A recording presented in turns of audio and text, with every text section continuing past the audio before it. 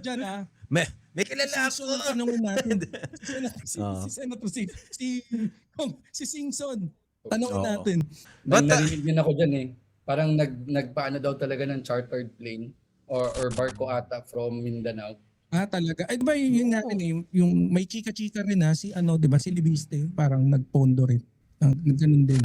But, May grabe alak ba no. kayo dyan? Mag-alak na tayo. Wala akong Ayun alam, nga eh. sayang. Sayang. Oo. But it's right now, anong chances if you're gonna pick, will Sara get impeached or not? Ako, I feel like Attorney, with the ikaw. current numbers, with the current numbers, she won't be impeached talaga. Because I feel like solid pa sila ngayon eh. Pero again, feeling ko naman if may trade-off coming from the president who is controlling everything, then basically there's a chance eh. I don't want to lose hope. But at the end of the day, I also don't want to be hopeful, very hopeful. Kasi nga, tama si Banat eh, this is also a politics game. Before pala nag-umpisa yung impeachment, sinabi na nila that they're going to acquit Sara. So may decision na sila bago pa nila nakita yung ebidensya. So basically, Yeah. How about ikaw, Prof. Matt? I think generally I agree, but I also choose to stay hopeful kasi parang ang dami pwede mangyari, things might change, A lot of these, even in there are still personalities in the majority bloc that could change. Lauren, after being humiliated, baka mamaya pwede siya lumipat. Cheese, maybe, whoever, if he has a good deal. So I'm just excited and waiting. I'm just gonna wait and see. That's all I can say. I can't predict, but let's see. It's more exciting to see and watch. very politically correct talaga magsalita si Prof. Ikaw, umaasa kami sa iyo, Banat Boy, acquit ano ba tanong? acquit o convict? Hindi kasi, sabi nila mayroong usap-usapan, pero na si Chis Escudero nga, di ba, posibleng magbitbit ng dalawa, tama ba? Papunta ng 2 or 3, papunta ng minority. So kung 11 ngayon yung minority, 3 yung pupunta, 15, isa na lang kulang. Malay mo si Villar mauntog. Tapos ito mahimasmasan ng konti, di ba? Kasi 16 ang kailangan to to impeach, di ba? 16 votes. Nga lang, kaya lang ayaw, parang ang sabi nila si Senator Win Gatchalian, hindi siya kumbinsido na si Chis Escudero ulit yung bumalik. And I think also si Raffy Tulfo, parang isa rin siya sa mga pumigil. Kasi yung parang narinig natin, no, parang ang exchange nila dapat lilipat si Chis Escudero and yung dalawang sinasabi mo kapag siya yung naging Senate President. Oo. At the same time, hindi siya papaila ng plunder case kasi may pending plunder case si Chis. So ang labo, no? Feeling ko magagalit ang mga loyalista. Feeling ko magagalit ang mga loyalista kay BBM kung nangyari yun. Grabe.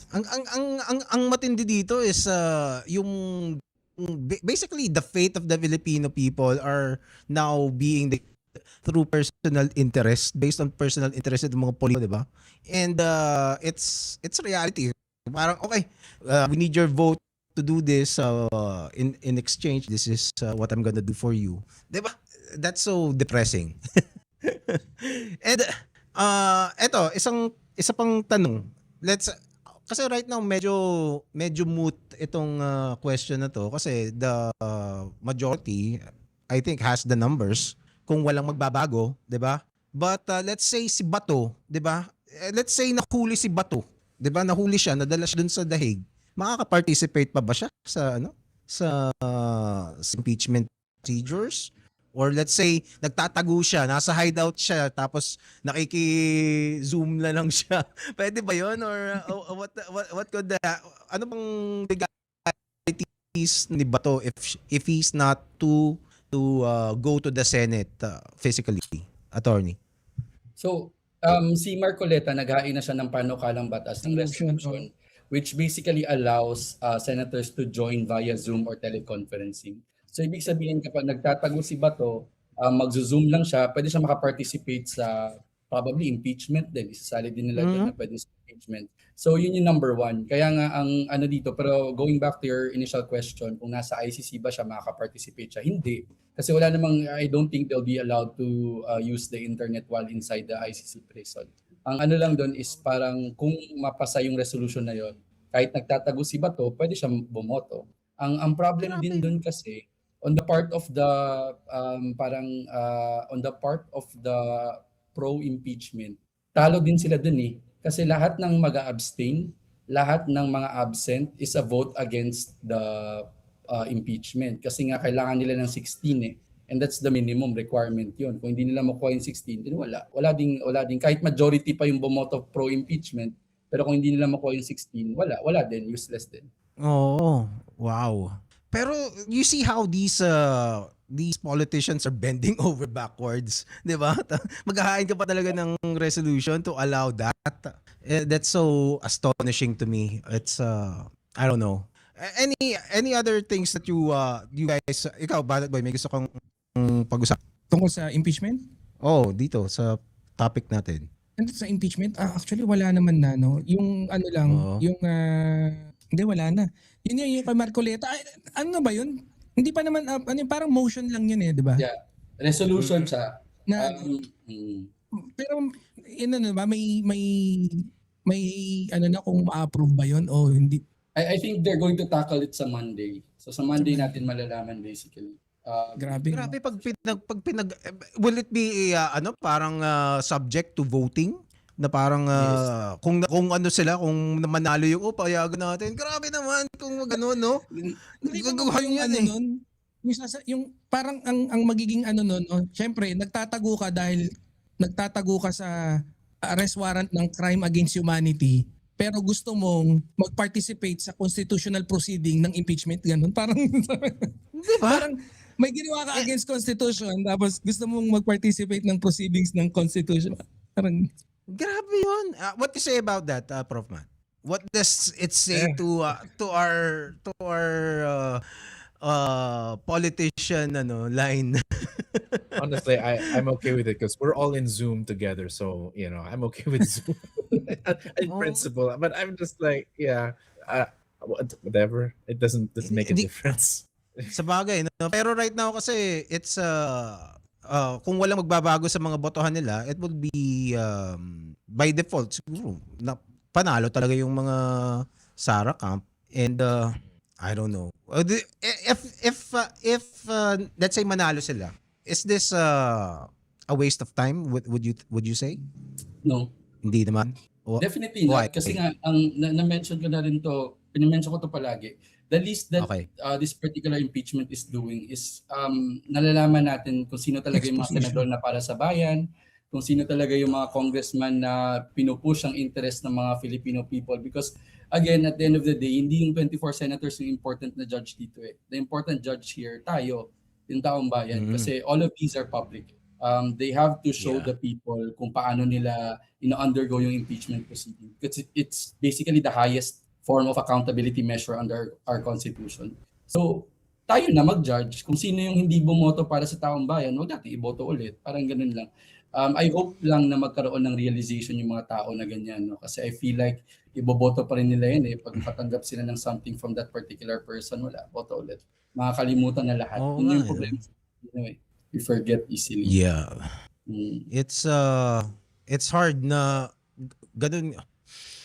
It's a tough pill to swallow. Ganun talaga. Ano bang mga tanong ko dito? Ako kasi, dun sa tanong ko kanina kung ma-acquit or mako-convict, I'm if I'm a betting man, I'd probably bet ma-acquit.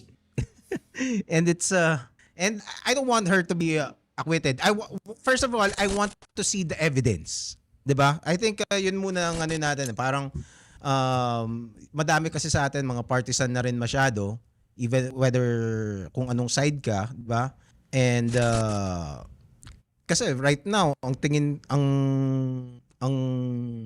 dating talaga nung mga ginagawa ni Sara, especially when she does antics like yung mga pupugutan ng ulo, tapos magla-livestream siya, magwawala siya ng ganun, and then they have the Mary Grace nila ini-explain, 'di ba? So ang hirap yun eh. Parang you'd have to really be a DDS, a hardline DDS to keep on supporting Sara Duterte.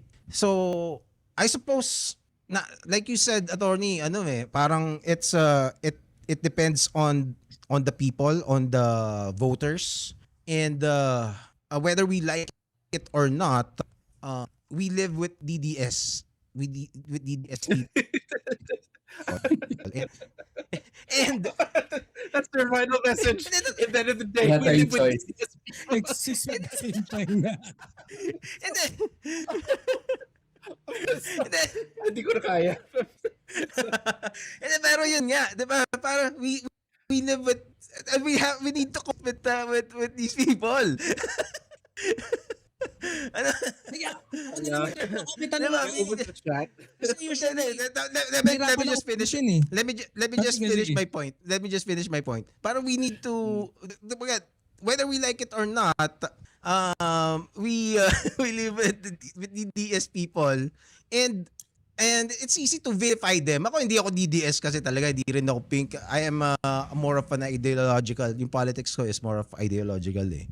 And it's and I know a lot of DDS people, and they're not bad people. It's just that for some reason they are so convinced that that the Dutertes are actually good guys, 'di ba? So it's ibang usapan yun eh. It's more of I don't know, it's an logical anomaly ba yun or phenomenon, but it's something that we cannot that's not gonna go away by calling them stupid. Maybe that's what I'm trying to get at. Well, I think we have to remember that in any moment in history when things shift, take note that the Philippine Revolution started when the deaths of 3 priests, that were innocent. Or like you could say, whether you like George Floyd, there's a huge movement when there's an injustice that happened. Or for example, the bombing of Palestine, continuous oppression of Palestine. There's a movement right now, whether you like it or not. A lot of young people are. So for every tragedy, there's a seed of, hope that people won't stand for this. Na parang kahit ganun ka pangit ang nangyari, may mga tao na magagalit at sana maging, ma-inspire para maging active, maging tunay na mamamayan, So, baka like, let's hope that kahit yung There's a mga trigger. There's a trigger, yeah. Or like, mga kabataan ngayon na parang sana mamalayan, maging, so yeah, we're hoping for that. So maybe we are tired, but others will not be. I mean, mamatay din yung like age, tanda din yun. Or malayan din sila. Tingnan natin, may mga tao din na parang namalayan din sila na pangit din nangyari under drug war or something. So nothing is impossible. There are people who used to be hard Duterte that are now either neutral now, looking for a new side, or biglang naging kakamping. There are lots of people like that. There are people who can change their minds, That's why I always say for everyone, they're human beings, they change. They're not our marker, like fandoms. They're not cults. But they There are. might be hope for the DT. Yeah. But they are the cultists. How about you, Attorney Reyes? Any thoughts about, I don't know, this the D amongst us? Comicsman Crossfire is a fully independent production that champions free speech through real conversations, principled debates, and unfiltered exchange of ideas from the best people we can find. You can support this program by joining our YouTube membership, which gives you access to the unedited live streams of the episodes, or by sending direct donations through this QR code. Salamat at mabuhay kayong lahat. Okay. Well, sabi mo nga, we have no choice kasi Pilipino din naman sila. As much as we want to parang tanggalin sila sa Pilipinas, hindi naman pwede natin gawin yan. So, we have to live with that. Pero ang feeling ko dito, moral lesson dito is the DDS are very much exposed to misinformation, to disinformation, and fake news. So, parang yun yung pinakamalaking problema dito. If these people are exposed to the right information, if these people are given the right parang the right data, the right documents, I think ang problema kasi on how they will process those information kasi nga for so long a time medyo na-ingrain na sa kanila yung ganung klaseng pag-iisip na dapat dapat mga Duterte sila yung magsasalba sa bayan, etc. Pero yun nga, ang ano natin dito is wala tayong choice. So ang gawin na lang natin is as much as we can, we save we save as much as we can. How to do that, I don't know. Pero ang ginagawa natin yan, I think talking about it starts that parang conversation na parang, o sige, ako magko-convince ako ng 2 or 3 DDS na maging na bumoto kay whoever our candidate is. I think kung dadami naman yun eventually. Kasi marami na ako nakakausap actually na, uy, attorney, salamat po dahil sa mga post mo or dahil sa mga mga sinasabi mo. Medyo na-open yung mind ko. Although some of them hindi talaga na ako convinced, but at the end of the day, at least it widens their perspective na hindi nila kailangan na ma-box sila dun sa echo chamber nila, and they listen to the perspectives of other people. Yun naman yun Ang lang dito, ang kagandahan lang dito, if we're going to listen and parang if we see it as truth, yung mga surveys kasi pababa si Sara pataas si Lenny, pataas si Bongbong Marcos. So I think that is telling na naapektuhan naman pala talaga yung mga tao. That's why I like it when mga DDS nagpupunta sa page ko and they comment, because I know for a fact na the reason why they're there kasi nga they wanted to also listen to the other side, even if ibabash ako, even if sinasabing bobo, tanga. Pero at the end of the day kasi naapektuhan sila. So I think that triggers it. Baka I'm just being hopeful na sana may mabago sa kanila because of it. Well, kasi another thing kasi I've talked to hindi naman I wouldn't say a lot, but some DDS people or DDS leaning na it's not that they're denying na may ginagawang masama si Duterte. It's that para sa kanila it's like you said kanina, it's a compromise. Kumbaga para sa kanila hindi hindi naman hindi magandang tingnan, pero it's a compromise and parang a way to change There's no one better. things. Diba? Walang I don't know. alternative. Oo. Or parang walang ang ibang point nila makakagawa is nito. Or ang point nila is lahat naman kurakot Yung parang Oo ganun nga yung point diba? nila Tama. So, kasi ako, I'm trying to understand. Kasi right now, I cannot comprehend how anyone could call Duterte and his drug war. I can understand the sentiment na meron talagang mga taong nakatira sa mga drug-ridden areas na nagkaroon ng, they claim na umayos daw yung lugar nila, 'di ba? And okay, I'd believe them, 'di ba? Hindi man ako taga doon, kung sinabi nila na umayos yung lugar nila, di umayos, 'di ba? So, that's one reason why they do it, why they support Duterte. And they probably, if you really ask them na parang mabuti ba na may namatay na inosente, malamang they gonna say hindi maganda, but I think parang that's a compromise they're willing to take. So it's tricky kasi ako I think the most egregious thing that the Duterte administration or what happened during that administration was the bastardization of the concept of human rights. 'Di ba? Na parang pag sinabi mong human rights, masama 'yun, 'di ba? That CHR supposed to be parang championing your liberty is a bad thing. 'Di ba? And people really believe that people ate that narrative na masama ang CHR. And to me, even until now, there are still DDS people na naniniwala doon. And I don't know. It's and for me that alone how human rights was bastardized under that admin, that's a net negative in societal consequences How about you, Banat Boy? What can you say? Sa akin, kasi you put it that way na parang may mga ketong sila no? And then you have to coexist with them. Parang nanan sila sa tabi nila. Hindi ko alam. Hindi mo sinabing ketong. Wala ka dito ha. Layo mo. You can say that. Di ba coming from a perspective, Banat Boy, na nanggaling ka sa kanila parang nakakasalamuha. Oo nga. Madami akong kaibigan madami akong kaibigan. Ako naman, kunyari yung mga ganyan, kagaya nga doon sa doon sa lagi kong sinasabi na marami na akong pinabaliktad. Marami akong nakukuha. And Kasi marami akong kaibigan, sila mga kasama ko dati, sila Kokoloko, mga yan. Even sila di ba? Kasama ba yun? Yung Kokoloko? Sino ba Sige. sino ba mga kasama mga DDS sila yung Sila Joey. sila Joey, si Joey, wala akong masyadong interaction kay Joey. Pero yung sila basta yung mga DDS karamihan, ang gusto ko kasi sana, ako ulo-ulo yung target ko. Yung kumbinsihan ba? Oo.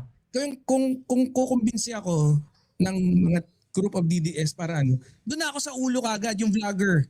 Yung gusto ko pabalik ta rin ganun. Para Yung at least, malaki yung reach. oo, mas malaki kagad yung reach di ba? Yun yung ano ko. Pero ang problema lang kasi maganda yung punto ni Senator Trillanes No, 'di ba yung parang sabi niya siguro kahit rapin sa harap mo yung anak mo ni Duterte sa harap mo. Sasabihin mo, hindi, AI yan. Kahit ganun ito yung parang not word for word pero parang ganun walang pwedeng gawin si Duterte na masama o wala siyang kayang gawin na masama na makikita ng mga followers niya na kaya ang target lang Hindi kayang i-justify. Oo. Hindi, Ang kaya Minura na nga yung Diyos, okay pa rin sa kanila eh. Yun nga 'di ba? Yun nga So, naman, yung pagmura sa Diyos. Tapos paano yung noon 'di ba? Yung paano mo mare-reconcile na maka-Diyos ikibulon? Tapos minura ni Duterte yung Diyos. Naloko na ang Pilipinas. hindi naman si Kibuloy si Duterte, di ba? Yun nasasabihin sa'yo ng DDS. Pero kasi we're in between a rock and a hard place na parang we know naman siguro na pag let's say pag sinabi mo sa isang tao na you keep on berating them on doing something you think is bad, pag inulit-ulit mo yon, lalo lang nilang gagawin yun 'di ba? So the more sasabihin mo na mga 'di ba?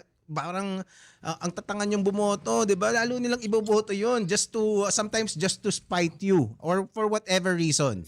And so alam natin na that doesn't work, but then again, tolerating them too much na parang not saying anything, not pushing back is also bad. Parang lalong wala rin. And also, parang placing ourselves on a high horse na parang lahat ng mabuti kami tapos kayo lahat ng masama, ganun. It's so I don't know who has the fucking answer on this I think conundrum. my personal opinion is we should stop thinking that there's such a thing as a correct vote and a wrong vote. Kasi even if you vote for the thing you think is correct, they could be wrong tomorrow. Now, it really depends. For example, Duterte might be correct in 2016, but he was the wrong president in 2020. Na parang everything is a gamble, We have to accept that there's no such thing as a correct candidate. There's a candidate you like and there's a candidate you don't like.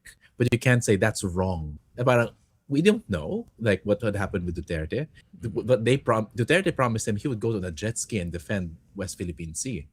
But instead what we got was Chinese pogo, So, we don't, it's a gamble, and we have to accept that even if they voted for them, they didn't know. We wouldn't know what kind of President Duterte would. And we're political analysts. So, we have to accept, let's just live every day as other, like, we can't just say that this is wrong or this is right.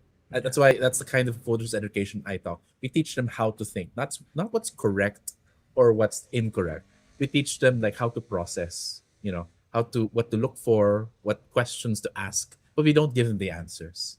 And that thing about voters education, in fact, like ito. So it's propaganda hidden in voters education, and that's why many, that's the wrong kind of voters education. So we only know that this person is the wrong president in hindsight. Tapos na. So parang I don't know. Anyway, that's what I said. Yeah. Another thing that siguro is we need to rewire our political mindset as a people. We need to move away from personality politics na parang Duterte, Marcos, ganyan, or kung ano man, pink, and be more ideological. Be more ideological and teach our problem with ideological is that mas makitid pa yung utak mo. Ang kaibahan ng actually, sinabi ko dati nung in the previous episode na parang halos konektado naman yung personality at ideological. Ang kaibahan lang, ideological, mas mahabang naratibo o sistema ng pag-iisip.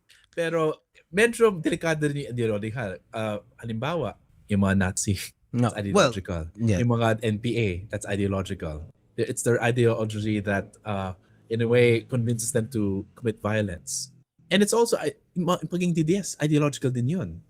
Kaya nila patayin ng mga tao o pumayag na sa pagpatay ng mga tao dahil anti-droga or to protect their country. So ideology might not be the answer here unless you mean something else. What do you mean by ideological? Well, there's ideological na, of course, in any ideology, there are extremes. But for most people, unless there is a Hitler character like what happened with the Nazis, 'di ba? That really pushed the population to extreme to the extreme side of the ideology. But if you can get a leader na hindi baliw, 'di ba? I think having your politics based more on ideology and values. What's your ideology? Yeah. And then wait. I think kasi one thing that's another reason why ideology parang kind of fails here in the Philippines is yung mga ideology na halimbawa yung capitalism, yung mga liberalism, yung mga conservatism, a lot of them are are western. Those are imported too. 'Di ba? Hindi siya endemic eh. And we have our own ideologies and value system here in the Philippines. And di ba sabi ko nga last time, yung personality politics might be ingrained in in Filipino ideology eh. Kasi there's value rin naman talaga pagkilala mo yung kapitan eh. Like ngayon, nasa probinsya eh. Kilala namin yung kapitan dito na parang mas komportable ka kung maayos kausap yung kapitan. Politics. It's Yes. interpersonal. Di ba?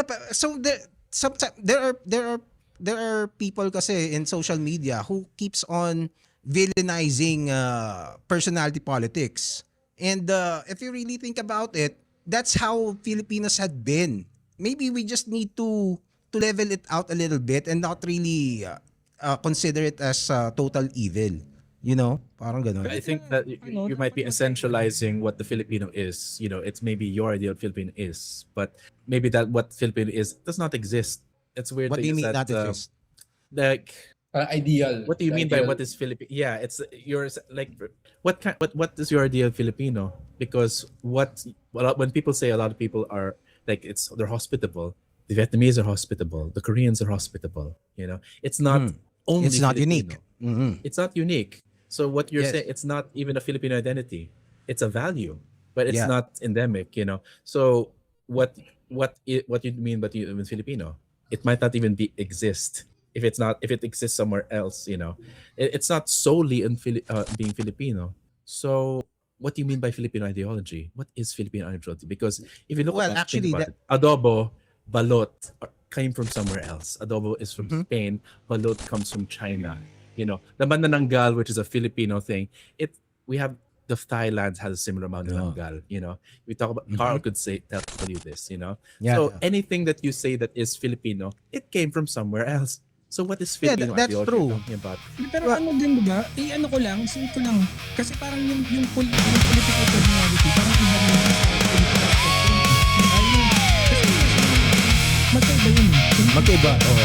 Oo, kasi of course, yung political spectrum mo, kung may ideology mo, yun yung makukonclude na bias mo. Well, kaya nga that's why I said